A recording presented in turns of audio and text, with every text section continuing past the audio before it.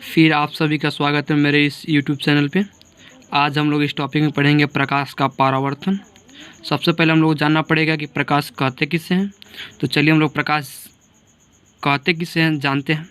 प्रकाश वह विकिरण है जो विद्युत चुंबकीय तरंगों के रूप में संचरित होती है, प्रकाश कहलाती है।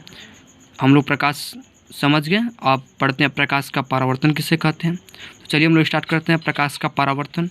हम लोग प्रकाश के परावर्तन में जानेंगे प्रकाश किरण का किसी अपारदर्शक तल से टकराकर उसी माध्यम में वापस लौट जाने की घटना को ही प्रकाश का परावर्तन कहते हैं।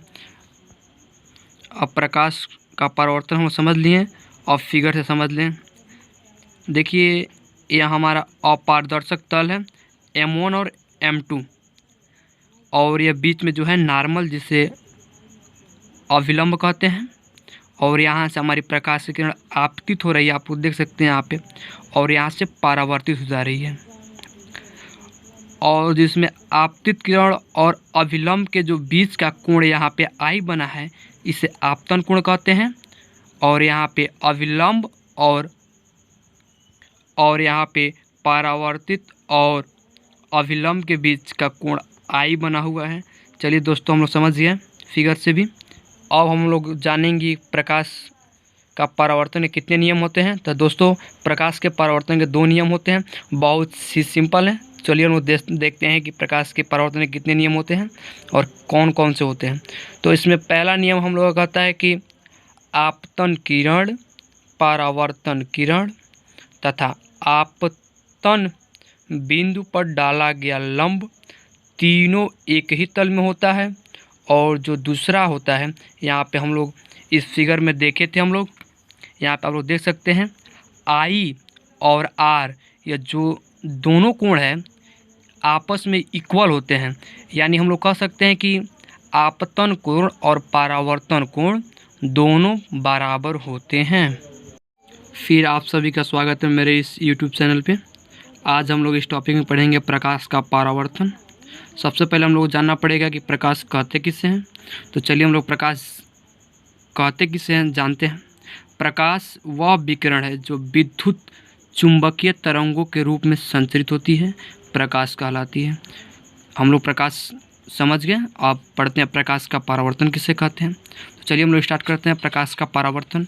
हम लोग प्रकाश के परावर्तन में जानेंगे प्रकाश किरण का किसी अपारदर्शक तल से टकराकर उसी माध्यम में वापस लौट जाने की घटना को ही प्रकाश का परावर्तन कहते हैं।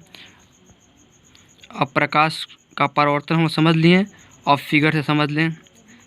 देखिए यह हमारा अपारदर्शक तल है M1 और M2, और यह बीच में जो है नॉर्मल जिसे अविलंब कहते हैं, और यहाँ से हमारी प्रकाश की किरण आपतित हो रही है, आप देख सकते हैं यहाँ पे, और यहाँ से परावर्तित हो जा रही है। और जिसमें आपतित किरण और अविलंब के जो बीच का कोण यहाँ पे I बना है, इसे आपतन कोण कहते हैं। और यहाँ पे अविलंब और यहाँ पे परावर्तित और अविलंब के बीच का कोण I बना हुआ है। चलिए दोस्तों हम लोग समझ गए फिगर से भी। अब हम लोग जानेंगे प्रकाश का परावर्तन के कितने नियम होते हैं। तो दोस्तों प्रकाश के परावर्तन के 2 नियम होते हैं, बहुत ही सिंपल है। चलिए हम लोग देखते हैं कि प्रकाश के परावर्तन के कितने नियम होते हैं और कौन कौन से होते हैं।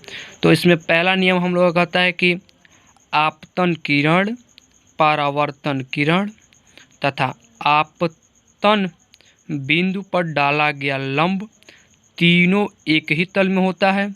और जो दूसरा होता है, यहाँ पे हम लोग इस फिगर में देखे थे, हम लोग यहाँ पे आप लोग देख सकते हैं I और R, ये जो दोनों कोण है आपस में इक्वल होते हैं। यानी हम लोग कह सकते हैं कि आपतन कोण और परावर्तन कोण दोनों बराबर होते हैं।